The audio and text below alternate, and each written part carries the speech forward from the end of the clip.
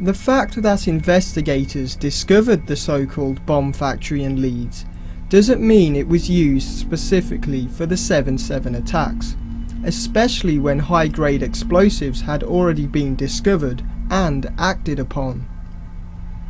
It's possible that two forms of explosive were used, one high-grade or military, and the other homemade to add to the devastation or act as a primer for the explosion, like a fuse. The narrative was carelessly released before a proper conclusion was reached, but the prevailing theory given to the public through the media is that TATP, or triacetone triperoxide, is what was found at the bomb factory. The idea being that they used nail polish remover, bleach, and other easily obtainable substances.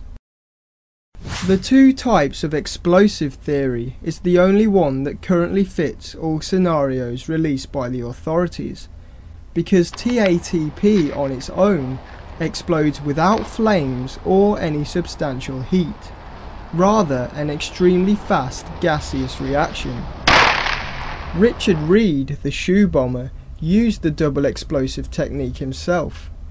His shoes contained a high-grade C4 explosive, but the TATP chemical was used as the primer for the detonating device. In other words, it would react and then set off the C4. TATP without a higher grade explosive is inconsistent with the damage caused on 7/7 and the eyewitness accounts. This being said, is it possible that two parties could have been involved? The bombers with their homemade bombs, and an outside group with strong connections using military explosives from the Balkans? Or were the bombers themselves part of a wider network of terrorists, and did they use C4? It's impossible to explain the massive contradiction, and only leads to further speculation. What is clear is that somebody somewhere is distorting what information gets released to the public.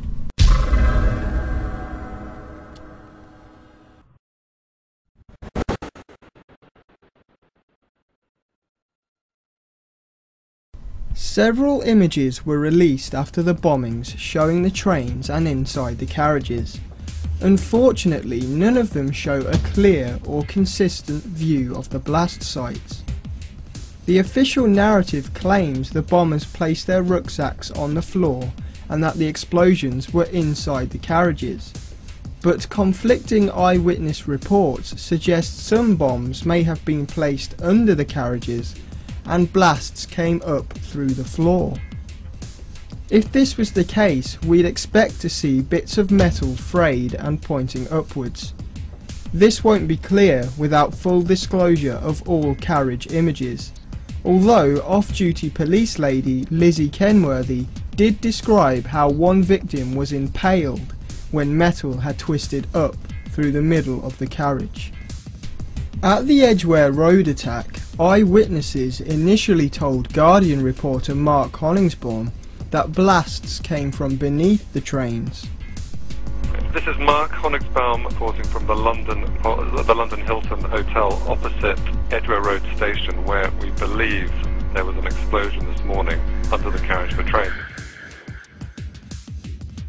What seems to have happened is that sometime around 9:30 this morning, passengers in a train from Edgware Road travelling to Paddington, they'd just left Edgware Road station when suddenly they felt they had a massive explosion. And some passengers described how the tiles, the covers on the floor of the train suddenly flew up, raised up, and months later, he said other witnesses thought the bombs were on the train and that he didn't want to be used in conspiracy theories. But there are many more eyewitnesses that remember a similar thing. But feeling it as well, you know, tremors, shiver all the way up through your body.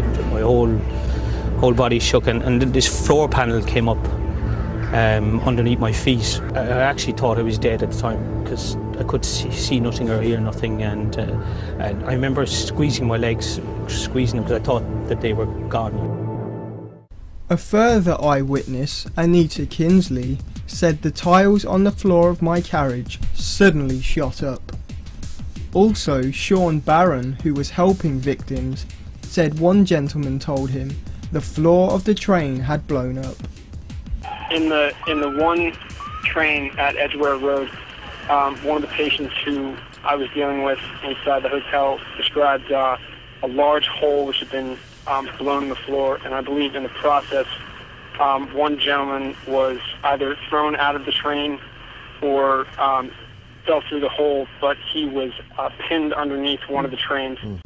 Eyewitness Bruce Late of the Liverpool Aldgate blast told the Cambridge Evening News, "The policeman said, 'Mind that hole, that's where the bomb was.' The metal was pushed upwards as if the bomb was underneath the train. They seemed to think the bomb was left in a bag, but I don't remember anybody being where the bomb was, or any bag." As I was getting off the train, I noticed that there was a hole, and the hole was as if there was a bomb or the explosion had burst up through the floor of the train, and that was just about there. So there is definitely a contradiction here. If the official narrative was based off eyewitness accounts, why did the writer only pick one version of accounts, the version with the least publicly available witness statements? If it was based on photo evidence, it would be in the public's best interest to see all of that photo evidence. Interestingly, 2 days after the attacks, investigators were convinced that only one bomber died in the blasts, Hasib Hussein on the number 30 bus. Were the tube bombings even suicide attacks at all? Some media were given information that the bombs were timed explosions, detonated by mobile phones. On the day itself, investigators said the bombs were detonated by timers, and then ABC News cited British police stating that they found timing devices and believed the bombs were left in packages rather than being on the bomber's person. The UK Mirror pointed out how illogical it would have been to buy return train tickets and to pay for parking. Why didn't they praise Allah before setting off the bombs like in other suicide attacks? Later, others wondered why one of the alleged bombers would argue about being shortchanged at the petrol station when he was about to die. A CNN report sums up that the bombs were made of high explosives, contained synchronized timing devices, and were probably not triggered by suicide bombers. If you couple this with witness accounts that the explosions came from under the carriages, and a lack of evidence that any of them were even on the trains, we have a worryingly more complex version than was released to the public.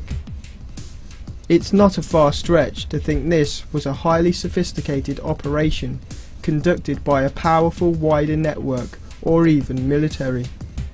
Of course, nobody is stating that this nightmare scenario is the fact of what happened, but without a real independent public inquiry, we're only left with logical speculation.